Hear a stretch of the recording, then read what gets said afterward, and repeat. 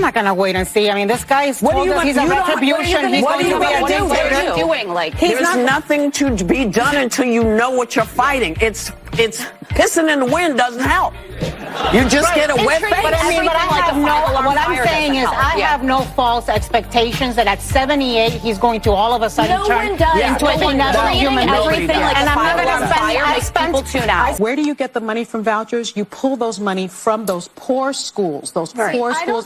Let me just finish this. This has been studied. In 2020, a 2020 study found that only about half of states with voucher programs require teachers to have a bachelor's degree, require teachers to have training, require teachers to have licensing, require participating private schools. If I may get in, just to make it a conversation. But because I have children and because I looked at I went to public school. I believe you got to go to private school. There is zero statistical significance. Because nobody can figure out what's being said here. I told you, Uncle Casey has been telling you that something is going on with the Yentas.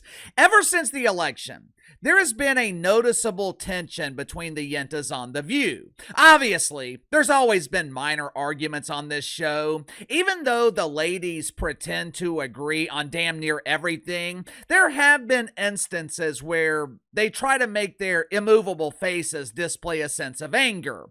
But what we have seen the last few months, it has been a very noticeable tension. I have been telling you, if this is what we are seeing on screen, then the tension is likely significantly worse behind the scenes. And now we have confirmation. Now we have sources claiming that morale at The View is at an all-time low. If you have ever been in a management position, you already know how critical employee morale is. It's not something that can be fixed with money. It's not something that can be fixed with additional perks. Those might be temporary fixes, but in the vast majority of cases, money is rarely the solution to a problem. Employee morale affects everything. It affects productivity. It affects the reputation of your organization. It can affect retention. My former employer, they used to brag all the time about employee retention. We have over 100 employees, and almost half have been with the company for over 20 years. I mean, that is an impressive number. With people staying at the company that long, you would think that employee morale would be high. Instead, it was the complete opposite. People were constantly complaining. Employees would do just enough to get by. They would do just enough not to get a phone call from management.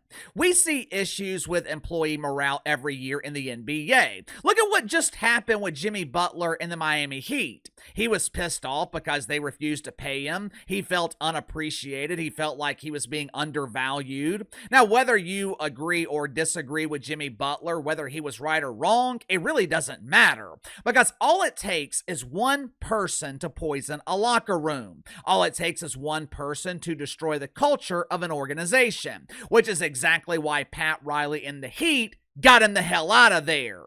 The last thing you want is a problem in your locker room. Last thing you want is someone poisoning your company culture, because if you don't contain it quickly, it spreads. According to the New York Post, employee morale at The View is low. Staffers are concerned with layoffs. They're pissed off about cost-cutting measures. But the main reason that the Yentas are pissed off is because management has issued a directive. It appears that ABC has abandoned the woke commandments. They have removed the woke commandments from the employee handbook. And they have told America's favorite Yentas to get over their weird obsession with the Trumper.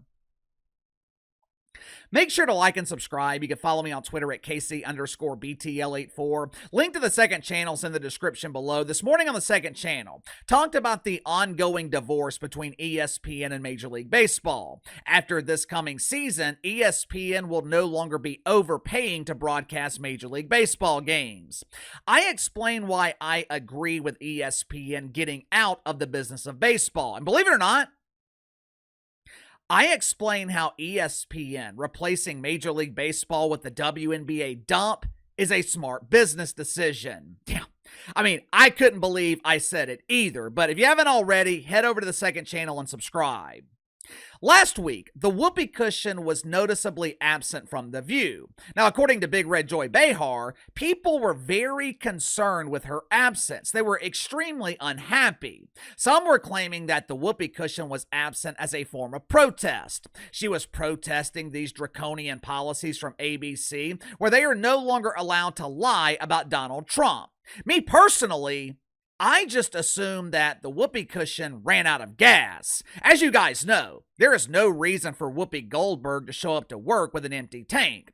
If she can't provide the audience of lonely women with the boodle breeze they desire, what is the purpose of her being there? As it turns out, there was a logical reason for the absence of the cushion. Whoopee! According to Big Red, Whoopi Goldberg, she was sick with the flu last week, or as the Yentas used to call it, the COVID. If this absence had been a form of protest, it wouldn't be all that surprising. Headline at the New York Post: morale low at The View after host asked to dial back Trump criticisms. Host? Host? When did that synonym get added to the dictionary? I looked up synonyms for yentas. I saw gossiper, informant, troublemaker. There were about 30 synonyms, but host did not make the list. Aside from that oversight, this report from the New York Post, it was very telling. A source close to the Yentas told the New York Post that the atmosphere of fear, it is a result of their executive producer telling them to go easy on the Trumper. Apparently, there was an internal meeting, and the ladies, they were essentially told to shut the hell up when it came to Trump propaganda, which means the ladies on The View, they had nothing to talk about. A week or two later, it seemed like the ladies, they didn't take the meeting seriously. They were continuing to spread false narratives about the Trumper. So producers, they had my favorite yenta, Asuncion. Producers had Sun host and read 4 legal notes live on the air, clearing up potential misconceptions about their false narratives. If I remember correctly, it was around Thanksgiving that these legal notes were read on the air. Ever since then, the ladies have been on their best behavior. Matter of fact, last month, the anonymous blonde on The View, I think her name is Shelby Haynes or Sarah Haynes. Who cares? I just know her last name is a men's underwear brand. My inside sources, they tell me that her friends call her Tootie. But last month, Shelby admitted that the Yentas were out of touch with the majority of Americans. Well, no shit. I have been saying that for years now. I mean, seriously, how many people can relate to a whoopee cushion? How many people can relate to Sun Hostin, a multimillionaire who claims to be the ultimate victim? How many women can relate to the lady that is married to the Pepperidge Farm guy? According to Tootie, the reason The View is out of touch is because none of the panelists voted for Donald Trump. Over the last few months, I have been telling you guys that I have noticed a change on The View. More specifically, I have noticed a change with Whoopi Goldberg and Alyssa the Farah Griffin. While Sun Hostin and the Pepperidge Farm lady, they have continued criticizing and propagandizing, the Whoopee Cushion and the Great Pretender, they have been the voices of reason. With Alyssa the Farah Griffin, I just figured that she was dropping the fake woke act and being herself, but I could not figure out why the Whoopee Cushion would make such a drastic change. I mean, this is the same Whoopi Goldberg who refused to say Donald Trump's name, and all of a sudden she has become one of the voices of reason? Why? According to the New York Post, executives at ABC, they have been holding high-level meetings. They are looking into bringing conservative voices on The View. They are looking to hire people who are willing to tell the truth. They are looking for conservative women who know how to handle the Febreze so they can extinguish the toxic mouth farts and the boodle breeze. Is it starting to make sense now? Are you starting to understand why we have seen this sudden change with the Whoopi cushion and the Great Pretender? It seems like they are falling in line because they're afraid of losing their jobs. Now, to be fair, another source told the New York Post that the Yentas have not been told to lay off the Trumper. The source claimed The View is a place for dynamic conversations featuring Yentas with diverse viewpoints. That's why the show is so popular.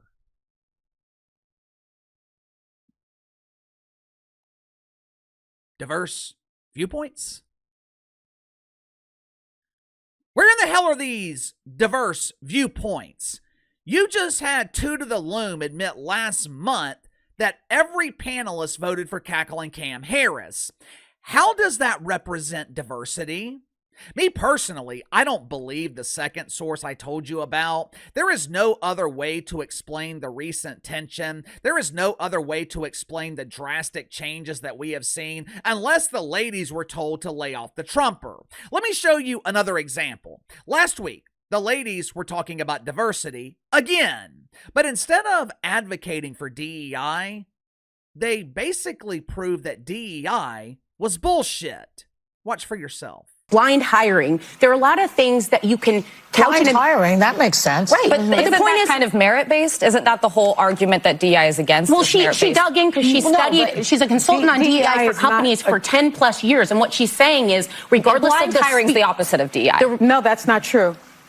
The results, just for anyone listening still, the results of this are saying that there were people there that needed help with the diversity, the equity, the inclusion, bringing people on. The pay disparity still exists. They aren't getting the jobs. So not every critic of DEI, which I am one of them, says that it can't do better. DEI programs make sure that the most qualified candidates are given the chance to compete. She's saying that companies end up doing tokenism rather than helping by the way they approach DEI. Outside of Sun Hostin, and this pains me to say because the Radiant Sun is my favorite Yenta, but outside of Sun Hostin, this appeared to be a normal conversation amongst women. Some of the ladies were even making good points. Hell, Big Red Joy Behar, she admitted that blind hiring seemed like a fair practice.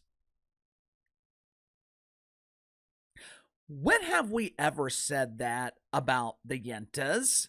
When have I ever said that a conversation on The View appeared to be normal?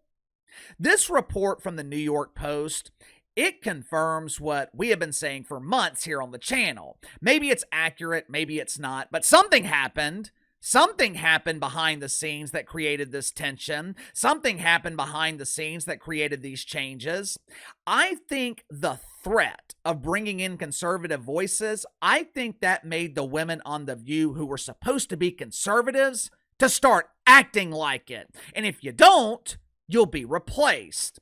Makes sense to me. What about you? Do you think the idea of bringing in conservative voices sparked changes on The View? Could be the reason for low morale? Could be the reason for the tension and the changes that we have seen? Unless I'm overlooking something, it makes perfect sense. What do you think? Let me know. Sound off in the comments below. Best way to contact me is through email, btlkc84@gmail.com. I'll see you guys later.